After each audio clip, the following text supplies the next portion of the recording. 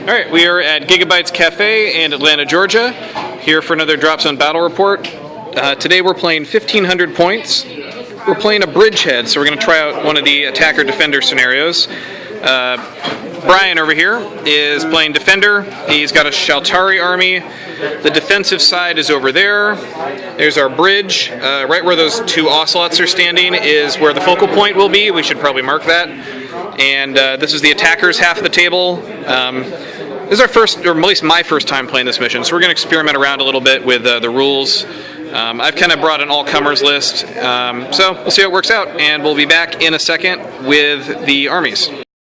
A starting defense force, which is the two ocelots and a commander, and then 4 tomahawks. Then I've got and the minimum infantry. Then I've got an armored group with the 6 tomahawks and the thunderbirds. A pair of war spears for my air group, and then my heavies are going to be a pair of jaguars and a trio of kukris. All right. And I also realized I didn't really explain what the mission is for viewers who aren't familiar with Dropzone. So the defender gets to deploy about 1/3 of their force statically in the zone. Everything else is in reserve, is that right? Yes. The attacker, everything starts in readiness and can come on. And we're fighting over this focal point, which is here. So basically the mission goes whoever gets more points worth of... Or no, it's basically just whoever controls the focal point. Yep. And if it's a tie for the focal point, then it goes down to kill points. So pretty straightforward mission, but it's got this attacker-defender setup, which is a little unique. All right, now back in a second with the PHR army. This is Cameron. Here's my PHR army. I mentioned at the beginning that I took a bit of an all-comers list, and it has a bunch of infantry in it, and this mission, I don't think infantry are going to be very useful, so we'll see how that goes. I got a Zeus and an Odin and a Neptune for my command group with a Triton and a squad of Sirens. I've got a Poseidon with 4 Ares and 2 Phobos, but in separate squads. I've got an infantry battle group with 2 squads of Immortals in Tritons and a support group with Erebos in a Neptune. And then I've got another infantry group with 1 squad of Immortals in a Triton and 2 Helios jet skimmers in a Neptune. And then I've got an Athena strike fighter. We will be back at the end of turn 1. This is the end of turn 1. You can describe your movement first, because that's pretty brief. Yeah, nothing happened. You sat still. Here's my Sirens. They're moving on. I don't know what they're going to contribute to this mission. My other infantry got into that building, and that building. Hopefully they can contribute something with their sniper rifles. Helios parked back here. Phobos parked over here. And I got a conga line of Ares. Here's my Odin and my Zeus over here. And here's my Erebos, still in their dropship. And my Athena came through, fired one of the cruise missiles at the Ocelot, and it made its passive countermeasure save, so it didn't do anything. And that will about do it. See you at the end of turn 2. Okay. End of turn 2. Alright, so these guys who were in the building went to the wall. These guys also went to the wall underneath that Poseidon there. They all fired their sniper rifles and managed to kill a Tomahawk over there that's missing out of that formation.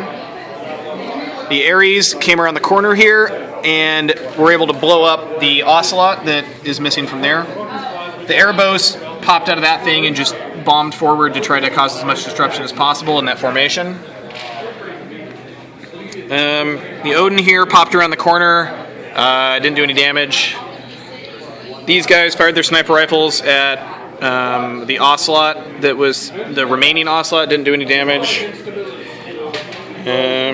Sirens went and got in this building. I'm still not completely sure what help they're going to be in this mission, but maybe they'll be useful at some point. The Phobos moved over here. Their Poseidon moved on top of the building so it can have the flexibility to pick up either group as needed. And the I'll talk about the Helios. They moved over here during Brian's turn. So let us know. How'd your turn go? Less than spectacular. I lost an Ocelot, which hurts but is not devastating. I lost 1 Tomahawk. I was able to take out the 1 Erebos. I did get most of my reserves. The only thing I didn't get was my armor group, which is still pending out over there. So basically just brought up everything, and probably need to explain this. I was able to get in my war spears. They came down this alleyway. Kind of risky, I know, but I got to do it. Cameron managed to get an intercept with his Athena, but he shot and it was ineffective because I was able to make my passive save. But I put my shots on the Ares and it was ineffective, and then his Helios managed to take out one of these war spears. So we just left it here just to indicate what had happened, and then of course the remaining war spear managed to get off the board. So kind of a mixed bag for me. Yep, I think that's about it. We'll see you at the end of turn 3. Of turn 3. So the Erebos got killed. Their dropships here firing stealth missiles. Phobos sat over here and just moved up, kept their AA weapons ready but didn't need them. Helios moved up here. Odin moved around the corner and shot his Ocelot. I think did 1 damage. These Ares moved around the corner. There were 4 of them, and I used a countermeasure hack card. And actually, so his Tomahawks, he had a formation of 6 Tomahawks over there. I fired at him with 4 Ares and killed 4 Tomahawks. Awesome round of shooting. He blew up, pounded this building a bit, managed to kill an infantry base. The other one got in its transport and left the building because it was starting to get pretty damaged. They fired sniper rifles. Didn't do a whole lot. And then my Athena came in over here and made a pass at one of his Thunderbirds that had come on. I went in supersonic, didn't manage to kill it, unfortunately. He shot me with 20 shots on the ion cannons, but he needed 6s to hit, and he managed to do 1 damage point, which is indicated there. That's it for my turn. What do you have? Yeah, pretty devastating loss on Tomahawks over here, but at least I have something. Surprisingly, the Thunderbirds survived. Very disappointed in these guys. We're going to send them back to gunnery school. But yeah, things are looking a little dicey here. He managed to kill 2 Ares with his your Ocelot and your Coyote. Yeah. So that's pretty good damage there. And he didn't bring his War Spear on at all. He decided to keep it off this turn. Yeah. All right. See you at the end of turn 4. At the end of turn 4, my Ares and Phobos kind of repositioned over here. Poseidon moved on top of them.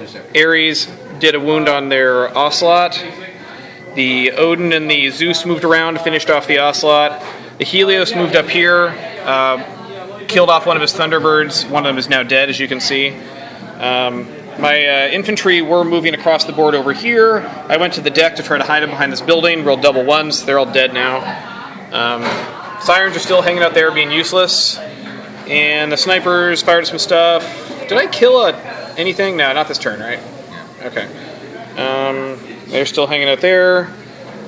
And I think that's about it for my turn. Go ahead with what you're doing. Right. So the Cougars just moved up. They didn't have anything to do. The Jaguars moved up. Managed to take out a Helios, I think, with these guys. And that was about it. These surviving tanks moved up, and then these did as well. That was about it. The only thing that did anything was the Thunderbird squad managed to put 1 point of damage on one of the Helios, and something Jaguars finished it off. So something finished it off. Yeah. Between the Jaguars and the Thunderbirds, they managed to finish off 1 Helios. And then I used my remaining War Spear. Came on the board here, on the board there, right down the gut. Trying to go for that Helios.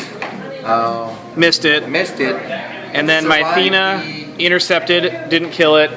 But then these Phobos intercepted here and killed it. Yeah. So did you get the crash landing? Yeah. I mean, yeah, it didn't hit anything. It was just right there, I just basically. wanted to mention it with your battle report. Oh, no, didn't mention that. All right, so we'll see you at the end of turn 5. Of turn 5, my walkers all moved forward. What did we manage to kill this turn? Killed a couple Tomahawks and a Kukri, I believe, between everything I had. So we all moved forward, shot stuff. My infantry packed up, so they're in that Triton and that Triton. And I meant to pack up the sirens. I don't know if we'll do a take back on that or not. That's about it. My Athena came in on a mission, a wild weasel mission, to try to kill his AA. Missed and got shot down. So the Athena's dead. That's about it for me. What do you have? My shooting was pretty unspectacular. The only thing I really managed to do was to put 1 point of damage on that Odin and 1 point on that Phobos, and that was it. I didn't get the shoot down the Athena, so that was pretty much it. All right. See you at the end of the game. End of the game. End of turn 6. So it's a bit of a dog pile here. I started off the turn by putting the 4 remaining Type 1 walkers into my Poseidon and charging it forward and disembarking them onto the bridge. It kept slipping off our bridge here.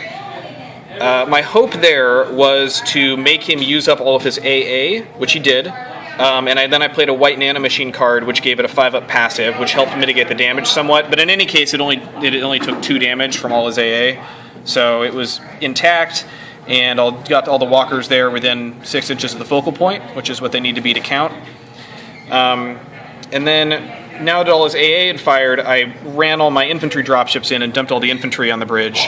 And then I ran my commander in, and then the Helios, since it's a skimmer, it can go on water, so it ran across the river there and it got in. In terms of actual damage, because all my guys were jumping in dropships this turn, barely anything got to fire, so I don't think I killed anything of yours, did I? No, I don't think so. Yeah, I just fired a couple stealth missiles out of my dropships, and that was it. So yeah, that was it. That was it for me. Do you think they're in now? I think they're in. Oh, hang on. We'll be back in a second. We were just trying to figure out if the Jaguars could have made it to the focal point. Jaguars are these walkers here. If they could have made it to the focal point during the game. They came in on turn 2, and we were just trying to think if they moved maximum each turn, if they'd be able to make it all the way there over the course of the game, and the answer was no. So we were just checking the final position to see what the score was going to be. Anyway, go ahead and describe what your final move was. Alright, so at the end I was basically just dogpiling everything in and trying to shoot off as much stuff as I possibly could. Going after the Poseidon was risky, but I think it was worth it, because if I could have blown it up and killed the walkers on the inside, that would have denied him a lot of points. Yeah. These guys didn't make it in. They had a slim chance of making it in, and because of the angle that they came on, having to weave between the buildings, they came up a little bit short. If they had made it, they would have tipped the balance. But I think the big thing is, you'll see that out of the 10 tomahawks that I started the game with, only 1 survived to the very end. The points difference was basically about 100. About 100 points. So roughly 3 tomahawks. So if I'd had slightly better survival rate on the tomahawks, the game would have been much closer. Overall, I'm pleased with the performance of most of the units. The one thing that did not work well for me was the War Spears. It's over 200 points, and throughout the entire game, they did very little damage. I still like them. Still want to take them, especially for stuff in the backfield. But there was enough AA out here between his Phobos and his Helios that it made everything dangerous. Still, I think the War Spears are generally worth them, even though a lot of players don't. In this game, they did not help me a whole lot. So, only other thing that was slightly disappointing was the Ocelots. He recognized that those were definitely going to take a toll on his advancing units, so he made a concentrated effort to take them out. Yeah, and I mentioned at the beginning of the report that I took an all-comers list, so I had 4 infantry units. And I managed to actually dogpile 3 of them onto the objective and have them score, because I did a last turn rush. So they ended up actually contributing to the mission more than I expected, but we were talking this through, and if I had just removed 3 of those units and take the bare minimum, I could have taken a Hades in a Poseidon, and I mean that would have been way better. You know, the Hades could have been shooting 36 inches, blowing guys up. You know, has the indirect fire blast. It can heal people. I feel I could have done a lot more damage with the Hades, and I could have gotten it to the center of the board. So if I had actually designed a list for this mission, I think it would have helped me a lot. Also, just in terms of this mission, it wasn't my favorite because there's only one focal point in the bridge. It's very cinematic because you're trying to take this bridge, but on the other hand, there's not a lot of tactics because you just kind of dogpile everybody onto the bridge and make sure they're there on the last turn and try to kill as many guys as you can. There's a variant of the mission that you play with 3 bridges, and I think if we play this again, we'd want to try it that way because it'd have a little more tactical depth. And then also, I think if you're playing this mission, you have to design a list specifically for the mission. If you take an all-comers list with a lot of infantry and the other person doesn't, you're going to be at a big disadvantage, which is what we found. Yeah, I would generally agree with that. You need to have a purpose-built mission. Definitely, if you're the defender, you need to have a mission because your organizational table is different as the defender than as the attacker. An attacker can use just a standard army. I would say even if you know you're doing an attacker-defender list, you would also need to know specifically that you're doing the Bridgehead mission because this mission would be very different to design a list for than some of the other attacker-defender ones. Yeah, and I think you're right. I think the 3-bridge mission would play very differently, and I would probably even change the defender's list because trying to cover that much territory with a very small initial deploying defense force is going to be difficult. And also no gates. You'd probably want to add some gates in, I bet, to distribute guys. It would definitely, and that was a deliberate choice on my part. I did not take gates because I wanted to have as much shooting and firepower. I could have sacrificed one of the war spears to get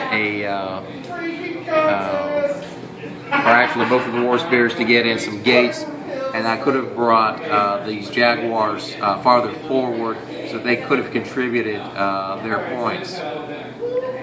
So that might be something to consider as well. Yeah. Because the war spears are basically there just to shoot stuff down or take points off the board. They're not contributing to the mission directly.